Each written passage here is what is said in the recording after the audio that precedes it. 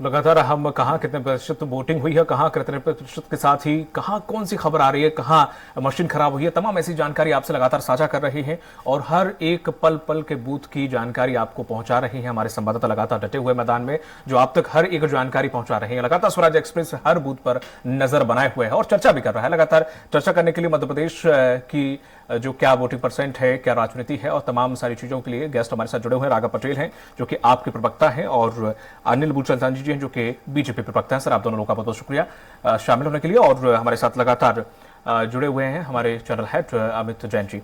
अनिल जी, जिस तरह से देखा जाए अभी सुबह तक अगर देखा तो वोटिंग परसेंट ज्यादा नहीं था, लेकिन हाँ जैसे जैसे दिन चढ़ेगा वोटिंग परसेंट बढ़ता जाएगा। वोटिंग परसेंट बढ़ता है या घटता है, इससे कोई फर्क पड़ता है बीजेपी को या पड़ेगा? पड़ता है, क्यों नहीं पड़ता है। और शाम तक मैं उम्मीद करता हूं कि 60% 65% के आसपास मतदान होगा। सुबह अभी मैं कई बूथ कई वार्डों से होते गुजरता हुआ आ रहा हूं।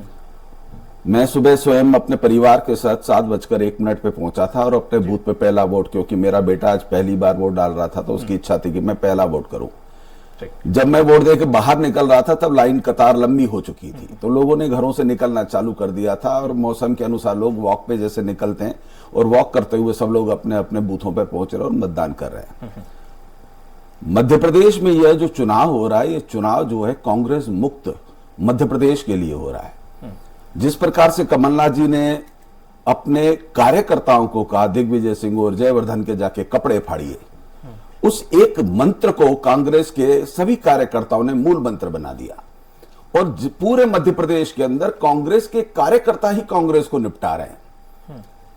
जनता शिवराज जी के नेतृत्व के साथ नरेंद्र मोदी जी के नेतृत्व में पक्ष में मतदान कर रही है और मध्य प्रदेश में भारतीय जनता पार्टी पूर्ण बहुमत की सरकार बना रही है। ऐसे संकेत अभी तक प्राप्त हो रहे हैं। जो आप विपक्ष की बात कर रहे हैं कि लगातार कांग्रेस साफ, जब विपक्ष नहीं होगा तो आप क्या फिर तानाशाही करेंगे? क्या विपक्ष तो होना जरूरी है ना सर? हमारा तो केवल सबका साथ, सबका विकास और सबके विश्वास के पद चिन्हों पर हम काम करते चले जा रहे हैं। कमलनाथ जी और दिग्विजय सिंह जी क्या कर रहे हैं क्या नहीं कर रहे हैं उनका व्यक्तिगत मामला है। उन्होंने अपने कार्यकर्ताओं को आदेश किया है, मध्य प्रदेश की जनता को आदेश नहीं किया है। मध्य प्रदेश की जनता भारतीय जनता पार्टी के विधायकों के माध्यम से हमें संदेश देती है और हम उस कार्यक्रम को आगे बढ़ाते चले जाते हैं। सबका विकास करेंगे। हम जातिगत राजनीति नहीं करना चाहते, हम धर्म की राजनीति भी नहीं करते। हाँ, परंतु बहुसंख्यकों का भी सम्मान करेंगे, अल्पसंख्यकों का भी सम्मान करेंगे, सबका साथ सबका विकास करेंगे। हम राजधर्म का पालन करते हुए मध्य प्रदेश को विकास के रास्ते पे ले जाएंगे। ऐसा तो नहीं है कि कांग्रेस बिल्कुल खत्म ही हो जाएगी। जो भी उनके 60, 70, 72, 75 जो भी उनकी सीटें आती हैं, ऐसा अनुमान लगाया जा रहा है, परंतु मध्य प्रदेश में जनता भारतीय जनता पार्टी को पुनः चुनने जा रही है, यह सच है। ठीक है राघव जी, जिस तरह से आप को इस बार कितनी उम्मीद है, कितने सीटों पर आप आ सकते हैं, कहां कहां आपकी सीट मजबूत लग रही है? क्योंकि लगातार ये आरोप बसपा हुई, चाहे उत्तर प्रदेश में चाहे आप हुई, लगातार ये आरोप दोनों ही पार्टियां कांग्रेस और बीजेपी लगाती रही, समय समय पर अपने अनुरूप कहीं ना कहीं वोट काटने का काम करते हैं, बस और कुछ नहीं। देखिए, सबसे पहले तो मैं स्वराज न्यूज के माध्यम से युवाओं से अपील करूंगा कि पढ़े लिखे लोगों को अपना वोट दें और देश हित में मतदान करें। दूसरी चीज़ है, आपने जो कही वोट काटने की राजनीति, तो देखिए कहीं पे बीजेपी वाले बोलते हैं कि हम लोग कांग्रेस की वोट काटते हैं, कांग्रेस वाले बोलते हैं बीजेपी की वोट काटते हैं। दोनों ही पार्टियां आपने देखा होगा आरोप प्रत्यारोप की राजनीति करती हैं। आपने देखा होगा छत्तीसगढ़ में पीएससी घोटाला हुआ तो बीजेपी वाले वहां आवाज उठाते हैं कि उसकी जांच करो। मध्य प्रदेश में व्यापम घोटाला हुआ तो यहाँ पे कांग्रेस वाले बोलते हैं इसकी जांच करो। तो ये दोनों पार्टियां, इनका स्वभाव रहा है कि आरोप प्रत्यारोप की राजनीति करती हैं।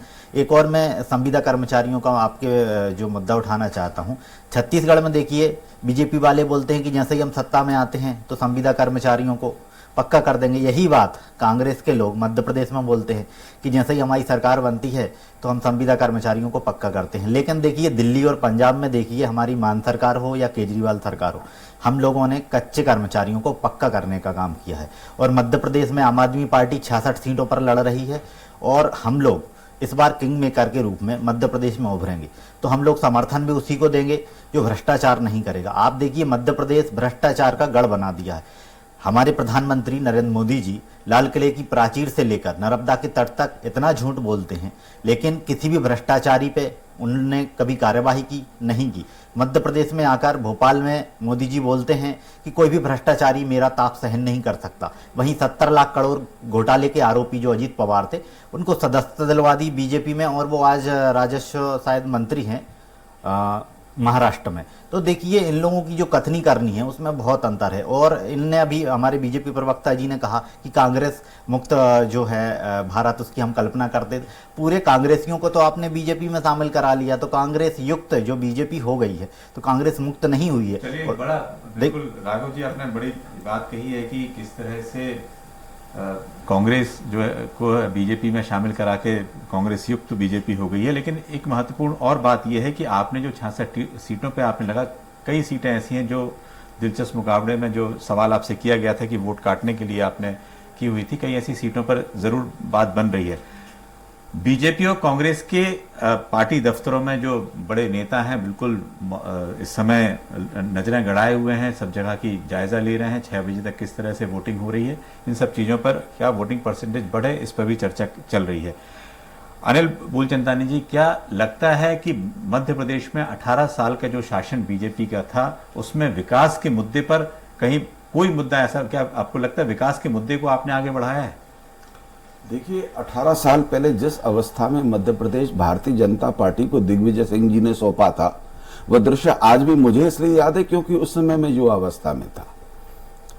और स्थितियां जिन लोगों ने उस मध्य प्रदेश की, आज का युवा जो है वो अपने दादा दादी, अपने माता पिता से सुनता है कि इस मध्य प्रदेश में सड़कें नहीं होती थी, बिजली नहीं होती थी, कई बच्चों की माएं पूर्ण शिक्षा नहीं ग्रहण कर पाई। वो मां अपने बच्चे को इतिहास जब सुनाती है तो बच्चों के अंदर एक पीड़ा उत्पन्न होती है कि ऐसा कैसा मुख्यमंत्री था जिसने हमारी मां को अशिक्षित रख दिया, जिनकी त्रुटि और जिनकी गलतियों के कारण आज हमारे दादा की कमर की हड्डी टूटी हुई है। आज दादा इस बैक प्रॉब्लम से पीड़ित हैं क्योंकि वो जब यहां से इंदौर जा रहे थे तो बस पूरी हिलती डुलती रहती थी। उस पीड़ा से आज युवा सुनता है तो उसको लगता है कि ये मध्य प्रदेश जो उसमें आज अच्छी सड़कें हैं, अच्छी बिजली है, आज मध्य प्रदेश की जनता ये सोचती है कि शिवराज जी ने या भारतीय जनता पार्टी के नेतृत्व ने हमें कौन सी कमी दी है कि हम पुनः उस कांग्रेस को ले आए।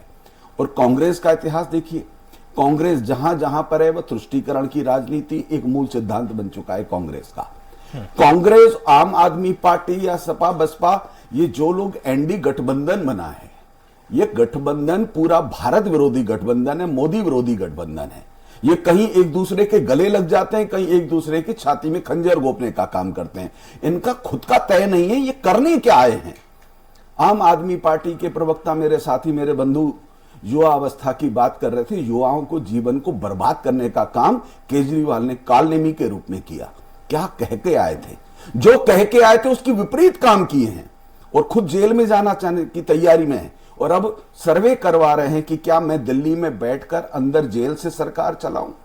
यह विडंबना बन चुकी है राजनीति की। तब इस प्रदेश का युवा सोचता है कि शिवराज जी ने हमें क्या कमी दी, बहनों को शिक्षा दी, सुरक्षा दी, पढ़ाई दी, लिखाई दी, अच्छा मध्य प्रदेश दिया, गरीबों को व्यवस्था दी। जिन लोगों ने वैक्सीन को मोदी वैक्सीन कहा था, वो मौत का तांडव मचाना चाहते थे, मध्य प्रदेश में लाशों पर राजनीति करना चाहते थे, उनको राजनीति का मौका नहीं मिला। आज मध्य प्रदेश की जनता वोट देने से पहले यह सोच रही है कि कोरोना में जिस राजनीतिक दल ने हमें अपनाया, हमारी सुरक्षा की, हमें व्यवस्थाएं दी, उस परिवार ने जिसने हमारे परिवार को संभाला, उस परिवार को तोड़ने का पाप हम नहीं करेंगे। राघव पटेल से भी सुन लेते हैं, वो क्या जनता को क्या घोषणाएं उन्होंने घोषणा पत्र में की हुई है, या उनके घोषणा पत्र में, क्योंकि आरोप तो आपने दोनों पार्टियों पर लगाए हैं भ्रष्टाचार के, लेकिन आम आदमी पार्टी की तरफ से क्या जनता के लिए दिया जाएगा? देखिए, आम आदमी पार्टी घोषणाएं नहीं करती, आम आदमी पार्टी गारंटियां देती हैं।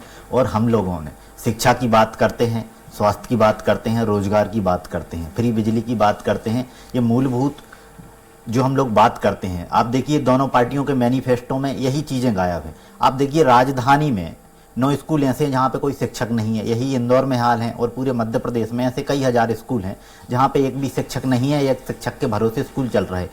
चौहान साहब ने सीएम राइज स्कूल बनाए, तो देखिए 3 शहरों में कई जगह सीएम राइज स्कूल चल रहे हैं। राजधानी और अपनी हमारी जो आर्थिक राजधानी इंदौर में स्कूलों के हाल इतने बेहाल हैं, किसी से छिपे हुए नहीं है। और 18 साल में हमारे अभी जो प्रवक्ता भाई ने कहा कि सड़कों की स्थिति इतनी गंदी है कि कुछ सड़कें, चंबल के ऊपर एक ब्रिज बना था, उसकी सड़क हवा में उड़ गई। तो इनकी जो सड़कों की स्थिति है। दूसरी चीज़ है 50% घोटाले की जो सरकारें कमीशन खोरी की, वो सड़कें आगे से बनती हैं, पीछे से उखड़ जाती हैं और बरसात में ही 4 बार उन सड़कों को हमें डालना पड़ता है। दूसरी चीज़ हम बात करें, हमारे मध्य प्रदेश से 2 लाख बहन बेटियां गायब हैं, तो उनकी बात नहीं करेंगे। यही बात अब हम बात करते हैं आदिवासियों का, तो सीधी पेशाब कांड तो सबकी नज़रों में है। नेमावर में किस तरीके से एक आदिवासी भाई को गाड़ी से बांधकर और मार डाला गया था। अब हम बात करते हैं नर्सिंग घोटाले की, जिसमें 50,000 जो युवा हैं मध्य प्रदेश के, बहन बेटियां हैं, उनका भविष्य किस तरीके से 4 साल तक एडमिशन होते हैं, 5वें साल में एग्जाम ही नहीं हो रहे हैं। और देखिए आप 21,000 जो किसान हैं मध्य प्रदेश के, वो आत्महत्या कर लेते हैं। तो ये जो शिवराज जी ने मॉडल मध्य प्रदेश में पेश किया है, 400 की जो यूरिया की बोरी है वो 1400 रुपये में मिल रही है। उसके साथ में किसानों को लठ अलग से खाना पड़ते हैं और भीड़ में धक्का मुक्की होती है, वो अलग है, और FIR हो जाती हैं। इसके बाद में आपने देखा होगा कि मंदसौर का किसान हत्याकांड, वो किसी से छुपा हुआ नहीं है। मंदसौर में किस तरीके से किसानों को गोली मरवा दी थी इसी शिवराज सरकार ने। और सिंधिया जी जो आज शिवराज जी के साथ हैं, वो कहते थे कि शिवराज जी के जो हाथ हैं वो किसानों के खून से सने हुए, आज उसी हाथ को मिला रहे, उसी हाथ से खाना खा रहे। तो देखिए ये सब इन लोगों की जो कथनी करनी है, वो बीजेपी हो चाहे कांग्रेस हो, ये दोनों पार्टियां आरोप प्रत्यारोप की राजनीति करती हैं। जनता के जो मूलभूत मुद्दे हैं उससे इन दोनों पार्टियों को कोई लेना देना नहीं है। ठीक है, वरिष्ठ पत्रकार हमारे साथ जुड़ गए हैं राजीव खंडेलवाल। राजीव खंडेलवाल जी, आपका स्वराज एक्सप्रेस में बहुत बहुत स्वागत है जी। सर, अभी तक जितना वोटिंग परसेंट हुआ है या जो हालात दिख रहे हैं, क्या कुछ लग रहा है कि किसके पक्ष में माहौल बन रहा है और कितना वोटिंग परसेंट जा सकता है? माहौल किस प्रकार से देख रहे हैं आप, क्योंकि आपकी नजरों से कई ऐसे विधानसभा चुनाव गुजरे होंगे। आप देखेंगे अभी तक का जो टाइम हुआ है लगभग 3-4 घंटे हो रहे हैं जी। और इन 4 घंटों में पिछले बार के यदि आप देखेंगे तो मतदान का जो प्रतिशत है वो लगभग वही आसपास ही है। तो इसलिए अभी जब तक कि मतदान का परसेंटेज पूरा नहीं हो जाता है तब तक असेसमेंट ये नहीं किया जा सकता है कि जनता मतदान में पीछे है, महिला वोटर आगे हैं, महिला वोटर पीछे हैं। और उसी पे आकलन सही अपन तब बात कर पाएंगे जब मतदान पूरा हो पाएगा। मेजर चेंजेस पिछले मतदान से आएंगे, उसमें आप कुछ अपन चेंजेस महसूस कर पाएंगे। ठीक है सर, इसको आप पार्टी ने भी अच्छी खासी दम भरी है, बीएसपी ने भी, अखिलेश यादव ने भी मिर्ची बाबा को उतारा है, तमाम सभाएं की हैं। सर, इस बार अगर इतनी पार्टियां सम्मिलित हो रही हैं, हालांकि वजूद नहीं है इनका मध्य प्रदेश में जो पार्टियां हैं, लेकिन फिर भी अगर हम बात करें तो ये कितना नुकसान बीजेपी कांग्रेस को पहुंचा सकती है और इनका वजूद कितना अभी दिख रहा है आपको मध्य प्रदेश के अंदर? क्या भूमिका निभाएंगी ये पार्टियां? जहां समाजवादी पार्टी के वाले पार्टी पहले से प्रदेश में और हर बार चुनाव लड़ती हैं। और आपने देखा है पिछली बार एक समाजवादी पार्टी की थी और 2 या 3 बसपा पार्टी की थी। तो जहां तक आप पार्टी का सवाल है, आपको आप जो निर्दलीय लोग पहले आते थे उनका नाम बदल के आप कर लीजिए, क्योंकि जो दोनों पार्टियों का संतुष्ट थे, चाहे भाजपा के रहे हो या कांग्रेस के रहे हो, जिनको टिकट नहीं मिले और जो दमदार कैंडिडेट थे, जो निर्दलीय चुनाव जीत के आए हैं पिछले विधानसभा चुनाव में भी, उनमें से कुछ ने अब ज्वाइन कर लिया है। इसलिए आप पार्टी की उस कारण से स्थिति एक निर्दलीय पिछले बार 8 या 10 उम्मीदवार थे जीते हुए थे, तो वो स्थिति आज आपकी हो सकती है। लेकिन उतने आप जो स्ट्रॉन्ग कैंडिडेट है, क्योंकि कुछ बसपा में भी गए हैं और कुछ समाजवादी में भी गए हैं, क्योंकि जो क्षेत्र लगा हुआ यूपी का उसमें समाजवादियों का और बसपा का थोड़ा प्रभाव है। मुझे लगता है आपसे ज्यादा फायदा जो असंतुष्टों का है वो समाजवादियों और आप और बसपा को मिल रहा है।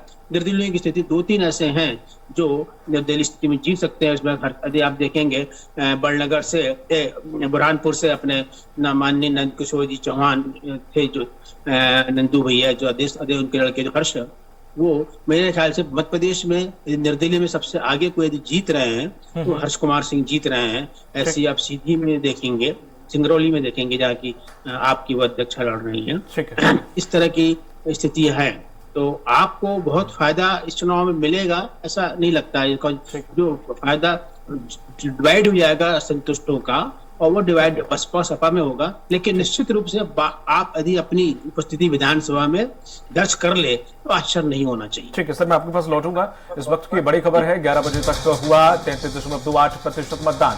विदिशा जिले की 5 विधानसभा में 30% मतदान हो चुका है। पन्ना में 30%, गुनौर में 30%, पवई में 20% और जबलपुर में 23.60%, खरगोन में 30.83% मतदान हुआ है। इस वक्त की ये बड़ी खबर हम आपको बता रहे हैं। 11 बजे का जो आंकड़ा वो सामने आया है कि 11 बजे तक 33.28% हुआ है मतदान। विदिशा जिले के 30% 5 विधानसभा में हुआ है और पन्ना में 30%, गुनौर में 30%, पवई में 20% तकरीबन हुआ है। जबलपुर में 23.60% और खरगोन में 30 के करीब मतदान हुआ है। आपको ये ताजा जानकारी हम दे रहे हैं। 11 बजे के जो आंकड़े जारी किए गए हैं उनमें कितने प्रतिशत मतदान हुआ है ये आपको साझा कर रहे हैं। लगातार टीवी स्क्रीन पर भी हम आपको दिखा रहे हैं और ये तस्वीरें हैं जिसमें से पन्ना और पवई में तकरीबन 30%, जबलपुर में 23 और खरगोन में 30.83% मतदान हुआ है।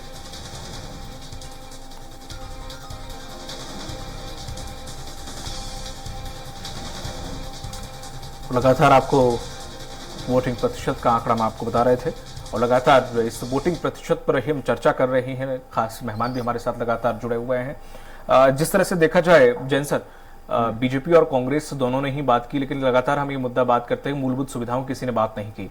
लेकिन हाँ, आप पार्टी ने मूलभूत सुविधाओं का जिक्र जरूर किया था, लेकिन जो दोनों ही पार्टी कभी राम मंदिर तो वो कभी भारत सरकार में 90 सचिव चला रही हैं, तमाम सारे मुद्दे ही हर जनसभा में रहे, लेकिन जो मूलभूत सुविधाओं वाला जिक्र है वो शायद ही किसी ने किया हो तो वो ना के बराबर।